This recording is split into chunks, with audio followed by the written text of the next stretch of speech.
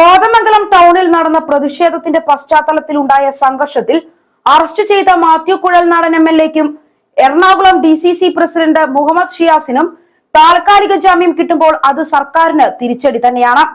Case കോടതി രാവിലെ വീണ്ടും പരിഗണിക്കുകയാണ്. തുറന്ന കോടതിയിൽ വാദം കേൾക്കുമെന്നാണ് വിവരം. കോതമംഗലത്ത് നടന്ന പ്രതിഷേധത്തിന്റെ പശ്ചാത്തലത്തിൽ ജാമ്യമില്ലാ വകുപ്പ് പ്രകാരം പോലീസ് കേസെടുത്തിരുന്നു. ആശുപത്രി സംരക്ഷണ നിയമപ്രകാരം ഉൾപ്പെടെയുള്ള വകുപ്പുകൾ മാത്യു കുഴൽനാടനെതിരെ ചുമത്തിയിരുന്നു.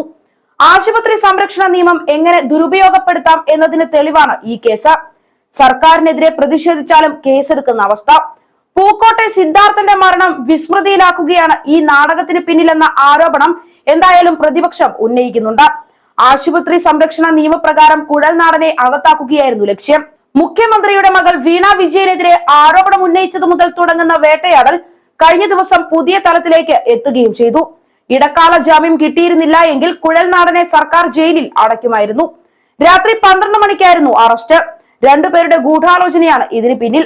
പോലീസ് ആസ്ഥാനത്തെ പ്രമുഖനും സെക്രട്ടേറിയറ്റിലെ പ്രധാനിയും ചേർന്ന് നടത്തിയ നാടകം.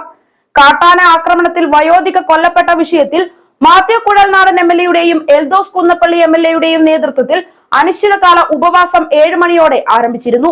സമരപ്പന്തലിൽ നിന്നാണ് മാത്യു കുഴൽനാടനെയും മുഹമ്മദ് ഷിയാസിനെയും പോലീസ് അറസ്റ്റ് ചെയ്തത്. കാട്ടാനയുടെ ആക്രമണത്തിൽ കൊല്ലപ്പെട്ട വയോധികയുടെ മൃതദേഹവുമായി കോൺഗ്രസ് കോതമംഗലത്ത് പ്രതിഷേധം നടത്തിയിരുന്നു. കോൺഗ്രസ് നേതാക്കളായ Dean Kuriakose MP, Mathew Kuzhalnadan MLA, DCC president Muhammad Shiyas എന്നിവരുടെ നേതൃത്വത്തിൽ കോതമംഗലം ടൗണിലാണ് പ്രതിഷേധം നടന്നത്. മൃതദേഹവും വഹിച്ച് റോഡിലൂടെ പ്രതിഷേധവുമായി നീങ്ങിയ നേതാക്കളെയും പ്രവർത്തകരെയും പോലീസ് തടയാൻ ശ്രമിച്ചുവെങ്കിലും പരാജയപ്പെട്ടു. തുടർന്ന് സംഘർഷത്തിൽ കലാശിക്കുകയായിരുന്നു. ഈ സംഭവത്തിൽ ആശുപത്രി സംരക്ഷണ നിയമം ഉപയോഗിച്ചു എന്നതാണ് വസ്തുത. രാത്രിയിലെ അറസ്റ്റ് ഇരുവർക്കും ജാമ്യം കിട്ടില്ല എന്ന പ്രതീക്ഷയിലായിരുന്നു.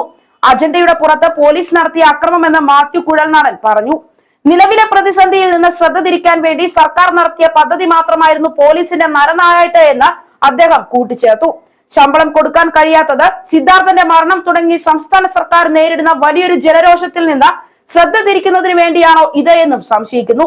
രാവിലെ മൃതദേഹവുമായി പ്രതിഷേധം നടത്തിയതിനു ശേഷം വിഷയം സംസാരിച്ചു തീർക്കുന്നതിന് വേണ്ടി മന്ത്രിയുമായി സംസാരിച്ചു. ഏതാനും കാര്യങ്ങളിൽ ധാരണയിലെത്തുകയും കളക്ടറും DFOയും സംസാരിക്കാനും തയ്യാറായി കോതമംഗലത്തെത്തുകയും ചെയ്തു. എന്നാൽ ഏതോ അജ്ഞാത കേന്ദ്രത്തിൽ നിന്ന് മൃതദേഹം വിട്ടുകൊടുത്തതിനു ശേഷം മാത്രം സംസാരിച്ചാൽ മതി എന്ന് പറഞ്ഞ് കളക്ടറെയും DFOയും സംസാരിക്കാൻ അനുവദിക്കാതെ മനഃപൂർവ്വം ഒരു പോലീസ് ആക്ഷൻ സൃഷ്ടിച്ച് മൃതദേഹത്തെ അങ്ങേയറ്റം നിഷ്ഠൂരമായി കൊണ്ടുപോയി. ഉപവാസ സമരം വളരെ ശാന്തമായി സമാധാനമായി മുന്നോട്ട് പോയിക്കൊണ്ടിരിക്കുമ്പോൾ ഇരുട്ടിന്റെ മറവിൽ പോലീസ് വളരെ ആസൂത്രിതമായി DCC അധ്യക്ഷനെ മാത്രം റാഞ്ചിക്കൊണ്ടു പോകുന്നത് പോലെ തട്ടിക്കൊണ്ടുപോയി എന്നും ജാമ്യം ലഭിച്ചതിന് പിന്നാലെ മാത്യു കുഴൽനാടൻ പറഞ്ഞു. പിണറായിയുടെ പോലീസിന്റെ ഏറ്റവും ധിക്കാരവും ധാർഷ്ട്യവും നിറഞ്ഞ നടപടികളാണ് കോതമംഗലത്ത് അരങ്ങേറിയത്.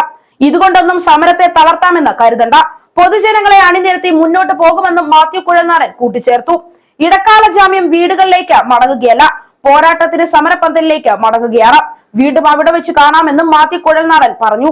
സമരം അതിശക്തമായി മുന്നോട്ട് കൊണ്ടുപോകുമെന്നും അദ്ദേഹം കൂട്ടിച്ചേർത്തു.